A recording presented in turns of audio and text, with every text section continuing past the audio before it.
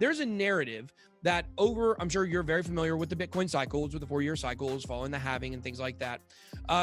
There's a narrative out there that all of the big corporations and all the institutions, the big investment funds, they're buying Bitcoin right now and they are not going to sell it. And that's going to make us not go into the same kind of bear market that we've seen in the past. Is that your strategy? Is no matter what, like even just take into consideration, there is going to be a bear market and you guys are just going to hodl through it and not care if the price goes down, 85% again. What is your take on that? And how are you guys handling, so Ben, just a basic set of principles. First of all, Bitcoin is the apex property of the human race. There is no property invented in the history of mankind that is better than Bitcoin. Not land, not gold, not silver, not stocks, not bonds, not the giant stone coin of the Yap people, not NFTs, not art, not baseball cards, nothing. I love it. Okay, so it's the apex, it's property. It's also the longest duration asset. That means there's no reason you can't hold it for 100 years. Yeah. It's better than owning all of Manhattan. It's better than owning, the center city blocks of the greatest cities in the world. This is like Manhattan in cyberspace. One day 1 billion people will live there, then one day 5 billion people will live there. So I'm telling you, 5 billion people are going to want to own property in cyberspace. There's only 21 city blocks. How long are they going to want to own that property? How about like 1,000 freaking years? Yeah. Right? Like there's no reason why the property isn't good for 1,000 years. It's an open software protocol that's only going to get better over time. The English language has been around for quite a while, right? How about Arabic numbers? Been around for quite a while. A protocol can last a long, long time. So we've got this issue of, is it long duration? Yes. Is it high quality? Yes. When should you ever sell an asset? The theoretic, and this is why people like the models are all just misleading people to make awful dilutive decisions, destroying their wealth. The only time you should sell an asset is when you have knowledge it's going to be impaired, right? You can't take it with you. It's going to be impaired and you can't finance it to buy the next asset. Well, this is not going to be impaired. This is property in cyberspace, right? And there's nothing better to buy. There's nothing better to buy, right? I mean, I'll say it a third time. There's nothing better to buy. So if you're buying something which is potentially going to last hundreds of years, and there's nothing better on earth to buy, why would you ever sell it? Yeah. So that's the first point. You're trading it for what? Trading it back you're trading a strong asset for a weak asset?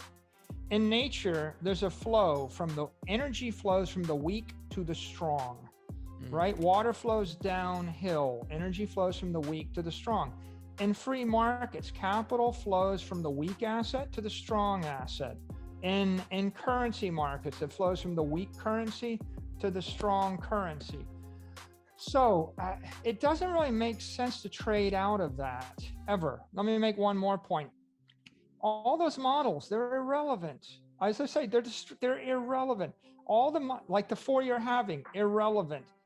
All your back-tested models for the past decade, irrelevant. They're all based on history. Okay, they could only be relevant if there were no external actors or external energy sources. When Godzilla comes to the playground, your models of who's going to win the pinball tournament are irrelevant. You could tell me, I've been at this pinball tournament for the past decade, and I know that always like the two dudes on the left side of the table win because there's a tilt in the table. When Godzilla blasts your pinball table, it's irrelevant. So the halving, what does that mean? It means nothing, because all these miners are coming public, and as they come public, they're going to have access to infinite, cheap, or free capital. They're not going to sell any Bitcoin. They're going to buy the Bitcoin. Stock to flow is going to infinity. Then stock to flow is going negative, right? When all the exchanges and all the miners of Bitcoin are public, there's no reason why they couldn't issue billions and tens of billions of dollars of equity and debt and buy Bitcoin. Well, why would you buy Bitcoin? Well, my investors want the Bitcoin. Well, what if the investors don't want the Bitcoin? What if the investors hate Bitcoin? Well, if investors hate Bitcoin, they're not investing in publicly traded Bitcoin miners, are they now? Right? Nobody's investing in a publicly traded Bitcoin exchange or publicly traded Bitcoin miner or a publicly traded Bitcoin company if they hate Bitcoin. So as the shareholders rotate, what you realize is there's no rational reason for anybody that ever earns Bitcoin or trades Bitcoin to ever sell the Bitcoin, which means that the stock to flow doesn't matter, which means the halving doesn't matter. What matters? What matters is when someone shows up with $20 billion and they want to buy Bitcoin, that matters. What happens, if Tesla buys 10 billion in Bitcoin instead of 1 billion or 1.5 billion? That matters. Is that in your model? No, it's not in the model because no one ever did it before this year, right? So you couldn't have it in your model. So that's why I think the models are only interesting in a closed adiabatic system with no new actors, with no new developments. But there's a pretty big development here. It's $400 trillion worth of monetary energy sitting in weaker assets. Yeah. And so another way to say it is 400 trillion gallons of water that are in a reservoir uphill from you. And if I poke a hole in the dam, that 400 trillion gallons of water is going to want to flow downhill. And when that flows downhill, it's going to wash out your hedges, your playgrounds, your cities, every beautiful structure you've built, your sculpture, your artwork, your ports, your fleets. Everything is going to get negated by the 400 trillion gallons of water flowing downhill. And so you really got to keep your eye on the dam and figure out at what rate is the monetary energy in the rest of the universe entering Bitcoin, because that is going to dictate everything much more so than any model. So hopefully that answers your question, right? Like, no, we're not selling it. We're not trading it. There's no exit. You're not getting interest on it either. You just got it. You're hodling it. It's a very simple idea. Wait for the water to flow downhill. And by the way, stay kind of out of the way of the water.